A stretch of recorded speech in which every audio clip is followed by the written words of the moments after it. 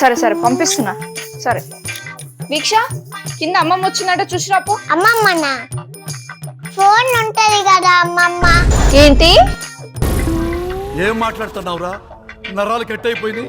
మన దేశంలో జనాల్ఫా పరిస్థితి దారుణంగా ఉంది. No need.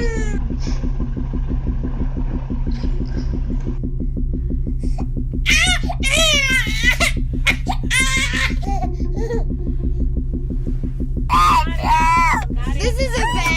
This is a bank. There's no food in this. ये बच्चा तो मोबाइल का कीड़ा बना हुआ है. आप भी ऐसे नन्हे मुन्ने बच्चे मोबाइल में ना घुसें. జనాల్ఫా అంటే వేరు వేరు డెఫినేషన్స్ ఉన్నాయి, కానీ వైడ్లీ యాక్సెప్టెడ్ డెఫినేషన్ ప్రకారం 2010 నుంచి 2025 మధ్య జన్మించిన పిల్లల్ని జనరేషన్ ఆల్ఫా అంటారు. అంటే ఈ జనాల్ఫా పిల్లలు ఇప్పుడు 14 నుంచి 15 ఇయర్స్ మధ్యలో ఉంటారు. కానీ ఒక్క విషయంలో మాత్రం అందరి అభిప్రాయం దాదాపు ఒక్కటే, జనాల్ఫా ఇప్పటి వరకు ఉన్న జనరేషన్స్ కంటే వర్స్ట్ అని.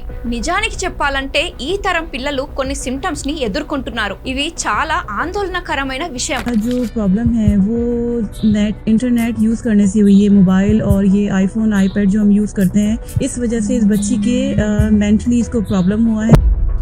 ఫర్ ఎగ్జాంపుల్ ఫస్ట్ సిమ్టమ్ వచ్చేసరికి డిప్రెషన్ అండ్ యాంగ్జైటీ. ఈ జనరేషన్ ఆల్ఫా పిల్లలు మోస్ట్లీ డిప్రెస్డ్ అండ్ యాంగ్జియస్ ఉంటున్నారు. చాలా సర్వేలో తెలిసిన విషయం ఏంటంటే 6 నుంచి 7 ఇయర్స్ పిల్లలు, 8 ఇయర్స్ పిల్లలు డిప్రెషన్లోకి వెళ్తున్నారు.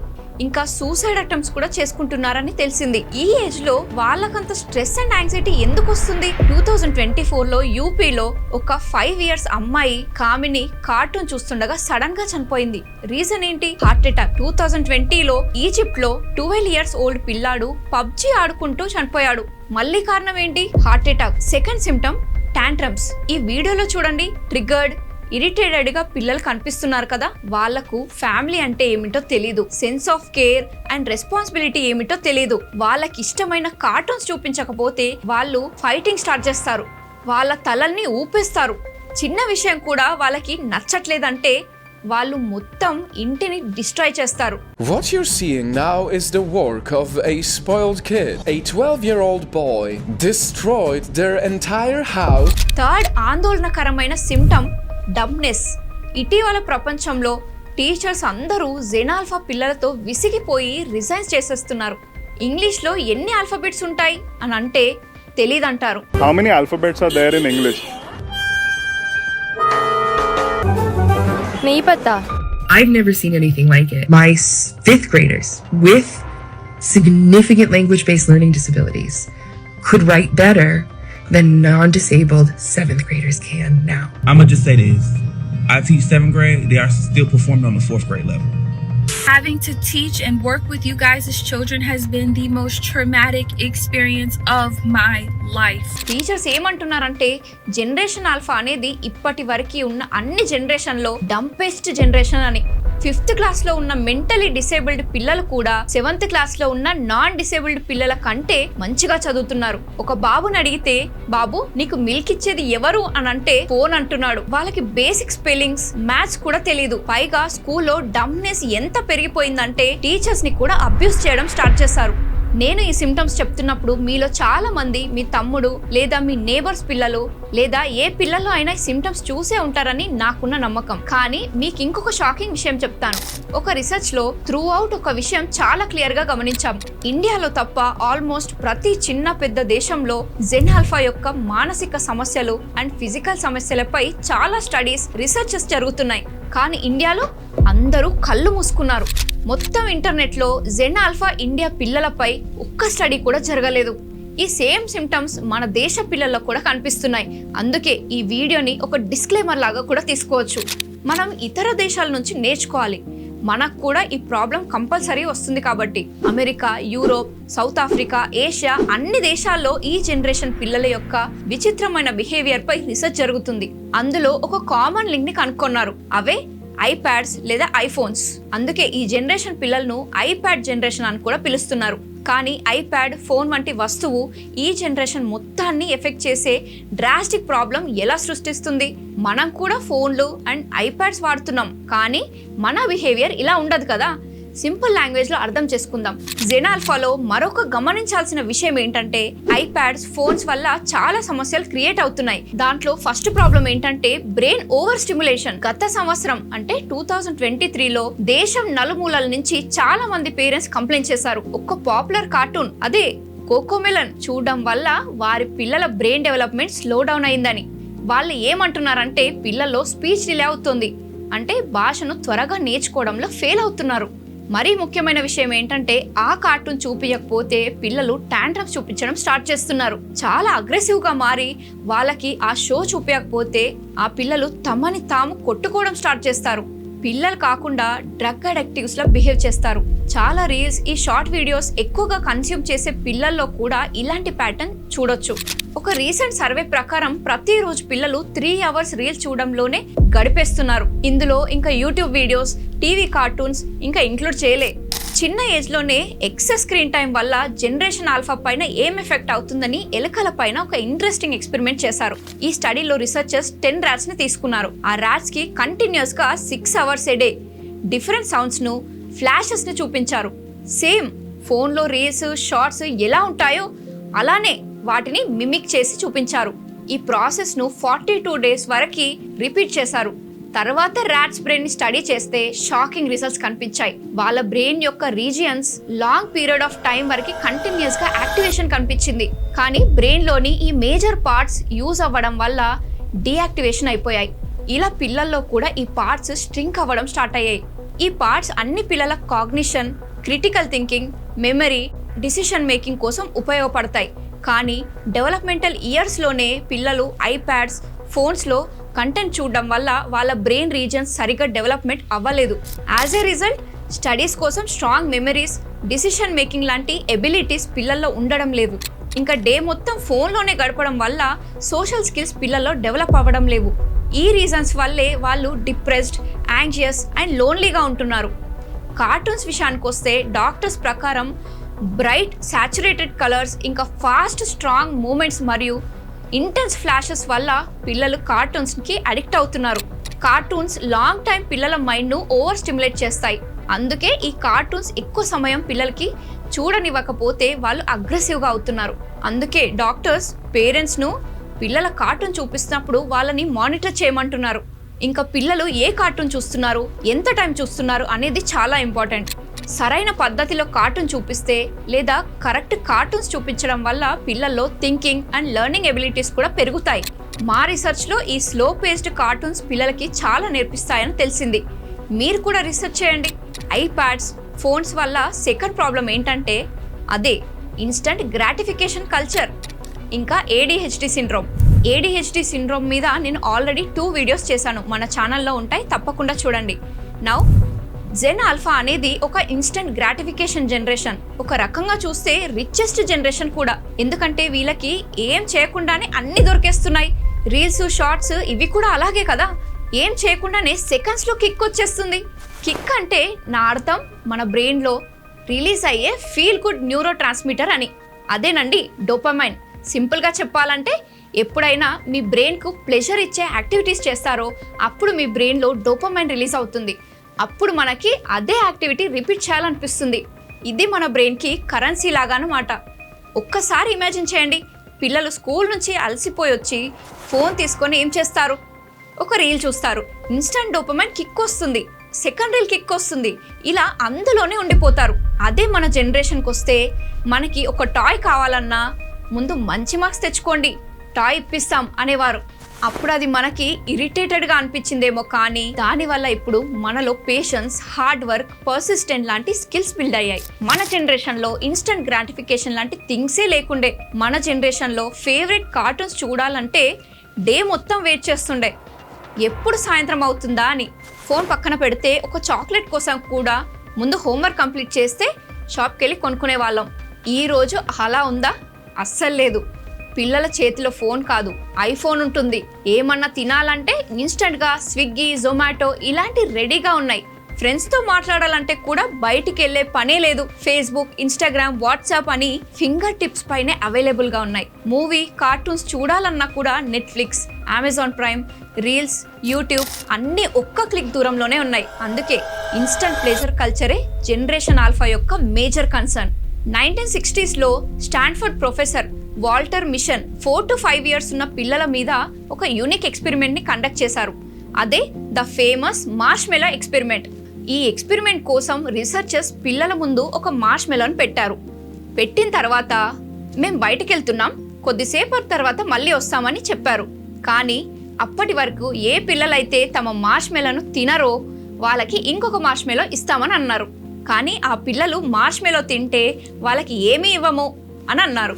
తర్వాత పిల్లల్ని 15 minutes వరకు మార్ష్మెలతో పాటు లాక్ చేశారు. ఆబ్వియస్లీ కొందరు పిల్లలు ఆ మార్ష్మెలను ఇమీడియట్గా తినేశారు. కానీ కొంతమంది పిల్లలు సెకండ్ మార్ష్మెలో కోసం దాన్ని టచ్ కూడా చేయలేదు. 15 minutes తర్వాత పిల్లలకు ఇంటికి పంపించారు. కానీ ఈ మార్ష్మెలో ఎక్స్పెరిమెంట్ వాళ్ళ మీద నెక్స్ట్ 40 years దాకా జరిగింది. అంటే రీసెర్చర్స్ ఆ పిల్లల మీద 40 years దాకా ఫోకస్ పెట్టారు. తర్వాత చాలా షాకింగ్ రిజల్ట్స్ కనిపించాయి. ఏ పిల్లలైతే సెకండ్ మార్ష్మెలో కోసం ఎదురు చూసి ఫస్ట్ దాన్ని ముట్టలేదో వాళ్ళందరూ లైఫ్లో సక్సెస్ అయ్యారు. కానీ ఎవరైతే ఫస్ట్ మార్ష్మెలోని తిన్నారో వాళ్ళు 40 years తర్వాత కూడా లైఫ్లో స్ట్రగుల్ అవుతూనే ఉన్నారు. ఈ ఎక్స్పెరిమెంట్ కన్క్లూషన్ ఏంటంటే ఏ పిల్లలైతే పేషెన్స్ పర్సిస్టెన్స్తో ఇమీడియట్ గ్రాటిఫికేషన్కు లొంగలేదో వాళ్ళే లైఫ్లో సక్సెస్ అయ్యారు. వాళ్ళు ఒబేసిటీ, అడిక్షన్ లాంటి వాటికి కూడా దూరంగా ఉన్నారు. వాళ్ళు సోషల్ స్కిల్స్, స్ట్రెస్ఫుల్ సిచ్యువేషన్స్ని హ్యాండిల్ చేయడంలో సక్సెస్ అయ్యారు. ఈ ఎక్స్పెరిమెంట్స్ రిజల్ట్స్ను జెన్ ఆల్ఫాకు ట్రాన్స్ఫర్ చేస్తే ఈ స్కిల్స్ పిల్లల డెవలప్మెంట్ ఏజ్లో లాక్ అవ్వడం వల్ల ఈ జనరేషన్ యొక్క బిహేవియర్ చాలా అగ్రెసివ్గా మారింది. దీన్ని అర్థం చేసుకోవడానికి పిల్లల బ్రెయిన్ గురించి తెలుసుకుందాం. పిల్లలు గ్రో అవుతున్నప్పుడు పిల్లల బ్రెయిన్లో నెట్వర్క్స్ బిల్డ్ అవుతుంటాయి. ఈ నెట్వర్క్స్ వాళ్ళకి ఎలాంటి యాక్టివిటీస్ చేయడం వల్ల ప్లెజర్ అంటే డోపమైన్ దొరుకుతుందో దాని మీద డిపెండ్ అయి ఉంటుంది. బ్రెయిన్ లాంగ్వేజ్ సింపుల్గా ఉంటుంది. దేని వల్ల అయితే రివార్డ్ దొరుకుతుందో బ్రెయిన్ దాన్నే రిపీట్ చేస్తుంది. ఒకవేళ పిల్లలకి డే మొత్తం చదవడంలో ప్రెషర్ దొరికితే బ్రెయిన్లో వైరింగ్ అలాగే డెవలప్ అవుతుంది.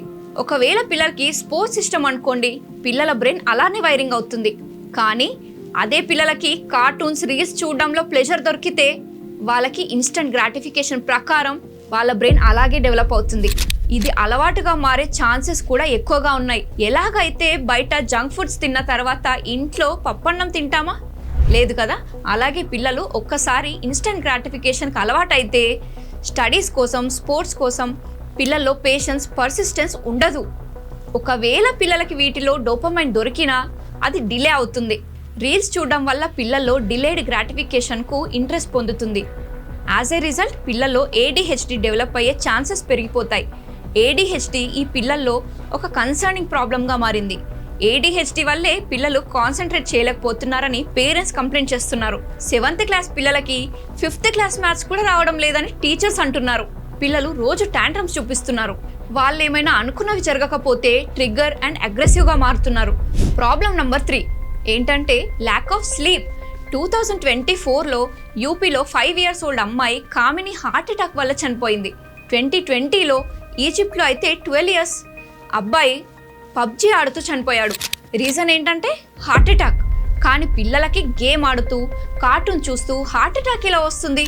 రీసెర్చ్ చేస్తే తెలిసింది ఏంటంటే మాస్ జనరల్ బ్రిగమ్ వాళ్ళు దీని మీద ఆల్రెడీ సర్వే చేశారు. వాళ్ళ ప్రకారం పిల్లల్లో హార్ట్ అటాక్స్ ఎందుకు జరుగుతున్నాయంటే ల్యాక్ ఆఫ్ స్లీప్ వల్లే. ఒక స్టడీలో 829 కిడ్స్ యొక్క స్లీప్ ప్యాటర్న్స్ ను ఎన్నో వీక్స్ ట్రేస్ చేస్తే తెలిసింది ఏంటంటే ఏ పిల్లలైతే 7 hours కంటే తక్కువ నిద్రపోతారో వాళ్ళ హార్ట్ హెల్త్ డ్రాస్టికల్లీ డిక్రీజ్ అయింది. బ్లడ్ ప్రెషర్ చాలా పెరిగింది. హ్యూమన్ బాడీకి స్లీప్ అనేది చాలా ఇంపార్టెంట్. నైట్ టైం మన బాడీ రిపేర్ మోడ్ లో ఉంటుంది. డే మొత్తం ఎన్ని యాక్టివిటీస్ చేస్తామో మజిల్ టియర్ అవుతుంది. అందుకే మన బ్రెయిన్ రాత్రిపూట మజిల్ బిల్డింగ్ అండ్ రిపేర్ కోసం యూజ్ అయ్యే గ్రోత్ హార్మోన్ రిలీజ్ చేస్తుంది. కానీ ఫోన్ కల్చర్ వల్ల ప్రాబ్లం ఏంటంటే ఎలాగైతే చీకటి అవుతుందో మన బ్రెయిన్ మెలటోనిన్ అనే స్లీప్ హార్మోన్ రిలీజ్ చేస్తుంది. ఈ మెలటోనిన్ మన స్లీప్ సైకిల్ ని రెగ్యులేట్ చేస్తుంది. గ్రోత్ హార్మోన్ సెక్రీషన్ ను కంట్రోల్ చేస్తుంది. కానీ మన ఆల్ఫా జనరేషన్ కంటిన్యూస్లీ నైట్ టైంలో కూడా ఫోన్ యూజ్ చేయడం వల్ల వాళ్ళ బ్రెయిన్ ట్రిక్ అయిపోయింది. వాళ్ళ మైండ్ కి రాత్రి పగలు డిఫరెన్స్ తెలియట్లేదు. బ్రెయిన్ ఫోన్ లైట్ను చూసి డే అని అనుకుంటుంది. ఈ మెసేజ్ రిసీవ్ అవ్వగానే బ్రెయిన్ మెలటోనిన్ రిలీజ్ చేయడం స్టాప్ లేదా స్లో చేస్తుంది. దీనివల్ల పిల్లల స్లీప్ సైకిల్ మొత్తం డిస్టర్బ్ అవుతుంది. పిల్లల స్లీప్ సైకిలే డిస్టర్బ్ అయితే వాళ్ళ బ్రెయిన్లో కార్టిజోల్, అడ్రినలిన్ అనే స్ట్రెస్ హార్మోన్స్ రిలీజ్ అవ్వడం స్టార్ట్ అవుతాయి. ఈ స్ట్రెస్ హార్మోన్స్ వల్ల పిల్లల heart rate, blood pressure increase అవుతాయి. యాజ్ ఏ రిజల్ట్ గా వీటి వల్లే హార్ట్ రిలేటెడ్ ఇష్యూస్ వస్తాయి. నౌ ఫోన్స్ వల్ల ఫోర్త్ ప్రాబ్లం ఏంటంటే sexual content for kids. YouTube గురించి నేను ఎక్కువగా చెప్పాను, ఎందుకంటే ఈ వీడియో యూట్యూబ్లోనే వస్తుంది కాబట్టి. ఈ వీడియోను వాళ్ళు రిమూవ్ చేసే ఛాన్సెస్ ఎక్కువగా ఉంటాయి. కానీ పిల్లలు వాడే యూట్యూబ్ కిడ్స్ యాప్ మీద ఎన్నో ఎలిగేషన్స్ వచ్చాయి for showing self harm, abuse, ఇంకా సెక్షువల్ సజెస్టివ్ అడల్ట్ కాంటెంట్. కొన్ని కార్టూన్ వీడియోస్ వైరల్ కూడా అయ్యాయి. ఒక AI generated Mickey and mini mouse గురించి, అందులో వాళ్ళ లవ్ చేసుకుంటున్నట్లు, వేరే ఫీమేల్ క్యారెక్టర్ పాస్ అయితే చెస్ని జూమ్ చేపించి బ్యాక్గ్రౌండ్లో సెక్షువల్ సజెస్టివ్ మ్యూజిక్ని కూడా ప్లే చేశారు. ఇలాంటి వీడియోస్ పైన యూట్యూబ్ యాక్షన్ తీసుకొని రిమూవ్ చేసింది. కానీ ఇన్స్టాగ్రామ్ సంగతి ఏంటి? ఇవన్నీ ప్లాట్ఫామ్స్ అని అందరికీ తెలుసు. పీపుల్ ఎలాంటి కంటెంట్ అయినా అప్లోడ్ చేసుకోవచ్చు. రెగ్యులేషన్స్ ఉన్నాయి, కానీ యాజ్ ఎ పేరెంట్స్ పిల్లలు ఎలాంటి కంటెంట్ చూస్తున్నారు అనేది మన రెస్పాన్సిబిలిటీ. పిల్లలు ఏ ప్లాట్ఫామ్ మీద ఎంత టైం స్పెండ్ చేస్తున్నారు, ఏం చూస్తున్నారు మనం రివ్యూ చేయాలి. ప్లాట్ఫామ్స్ అనే కాదు, టీవీలో వచ్చే కార్టూన్స్ పైన కూడా ఇలాంటి అలిగేషన్స్ వచ్చాయి. ఎక్స్పర్ట్ సజెషన్స్ ఏంటంటే పేరెంట్స్ దీన్ని రివ్యూ చేయాలని. ఇన్ని ప్రాబ్లమ్స్ విన్న తర్వాత కూడా సొల్యూషన్ ఏందో చూద్దాం. ఫోన్స్, ఐప్యాడ్స్ పిల్లల యొక్క వీకెస్ట్ పాయింట్ అయితే వాళ్ళ స్ట్రాంగెస్ట్ పాయింట్ కూడా ఇదే అవ్వగలదు if used correctly. Generation alpha అనేది అడ్వాన్స్డ్ జనరేషన్. ప్రెడిక్షన్ ఏంటంటే ఈ జనరేషన్ మోస్ట్ ఎడ్యుకేటెడ్ జనరేషన్ అని. ఎందుకంటే ఈ జనరేషన్ టెక్నాలజికల్ ఎరాలో పుట్టింది కాబట్టి వీళ్ళకి ప్రపంచం గురించి మొత్తం నాలెడ్జ్ ఫింగర్ టిప్స్ లోనే అవైలబుల్ ఉంది. అదే వాళ్ళ పెద్ద అడ్వాంటేజ్. ప్రాబ్లం ఐప్యాడ్స్, ఫోన్స్ కాదు, ప్రాబ్లం మీ పిల్లలు ఎలాంటి కంటెంట్ కన్స్యూమ్ చేస్తున్నారని. మన టైంలో ఏదైనా నేర్చుకోవాలంటే స్కూల్, కాలేజ్, ట్యూషన్ లేదా ఇంకెక్కడికో వెళ్ళి నేర్చుకోవాల్సిన పరిస్థితి ఉండే. కానీ ఈ సోషల్ మీడియా యుగంలో పిల్లల దగ్గర YouTube courses, online tutorials, education apps చాలా ఉన్నాయి. టెక్నాలజీ అన్నిటినీ ఈజీగా మార్చేసింది, కానీ సరిగ్గా యూస్ చేస్తేనే. ఇంకా ఎడ్యుకేషనల్ గేమ్స్ వల్ల కూడా పిల్లల్లో క్రిటికల్ థింకింగ్ డెవలప్ అవుతుంది. ఇవే కాకుండా పిల్లల ఫిజికల్ యాక్టివిటీ మీద కూడా ఫోకస్ చేయాలి. స్పోర్ట్స్ ఇష్టం అయితే స్పోర్ట్స్ క్లాసెస్ లో జాయిన్ చేపియొచ్చు. ఓవరాల్ గా పిల్లల ఐక్యూ పైన కాకుండా ఈక్యూ పైన ఫోకస్ చేయాలి.